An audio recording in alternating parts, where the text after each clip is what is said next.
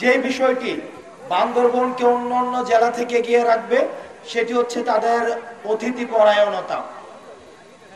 বান্দরবনের অতিথি পরায়ণতা সবসময় আমাদেরকে মুগ্ধ করেছে। বিভিন্ন জাতিসত্তার যে চমৎকার সম্মিলন ঘটেছে, দুঃখজনক বিষয় হচ্ছে সেটির সাংবিধানিক স্বীকৃতি তারা পায়নি। আপনি যদি বাংলাদেশের বিদ্যমান সংবিধান দেখেন, সেখানে দেখবেন ৭২ পরবর্তীতে আমরা দেখেছি বিভিন্ন জাতিসত্তাকে স্বীকৃতি না দিয়ে সবাইকে জোর করে বাঙালি বানানোর এক ধরনের অপচেষ্টা ছিল।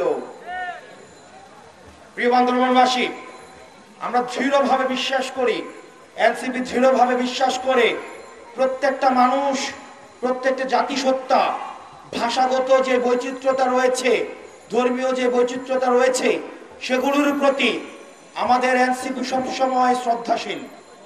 সেজন্য পরবর্তী বাংলাদেশ বিনির্মাণের ক্ষেত্রে আমরা চাই এই ভাষাগত, আমাদের যে এই ধর্মীয় এবং আমাদের যে জাতিসত্তার যে বৈচিত্র্যতা রয়েছে সংবিধানে, সেগুলোকে স্বীকৃতি দেওয়া হোক এবং পাহাড়ে যে অসন্তোষগুলো রয়েছে সে অসন্তোষগুলোর আলোচনার মধ্য দিয়ে সমাধান হোক। পাহাড় কিংবা সমতল দুটিই হচ্ছে বাংলাদেশ, দুটির মেলবন্ধনের মধ্য দিয়েই আমাদের বাংলাদেশটা গঠিত।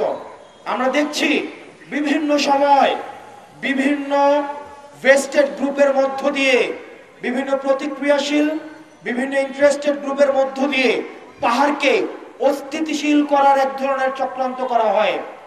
বন্ধুরা, প্রাণপ্রিয় বান্দরবনবাসী, ভুলে গেলে চলবে না, এই বান্দরবন, রাঙামাটি, খাগড়াছড়ি, কক্সবাজার, এই পাহাড় থেকে আমাদের হচ্ছে বঙ্গোপসাগর থেকে হিমালয়, এই পুরো অংশটা মিলেই হচ্ছে আমাদের বাংলাদেশ।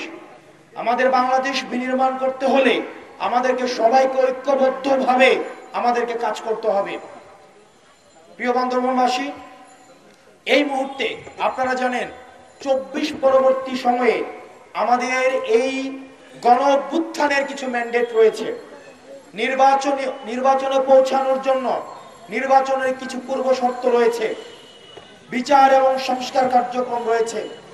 আমরা চাই খুব দ্রুততম সময়ের মধ্যে অন্তর্বর্তীকালীন সরকার আমাদের এই বিচার এবং সংস্কারের কার্যক্রমগুলো সম্পন্ন করে সুষ্ঠু নির্বাচনের পরিবেশ তৈরি করুক, যাতে করে যথাযথ একটি পরিবেশ তৈরি হলে আমরা যেন একটি গণতান্ত্রিক উত্তরণের মধ্য দিয়ে আমরা একটা বেটার বাংলাদেশের দিকে যেতে পারি।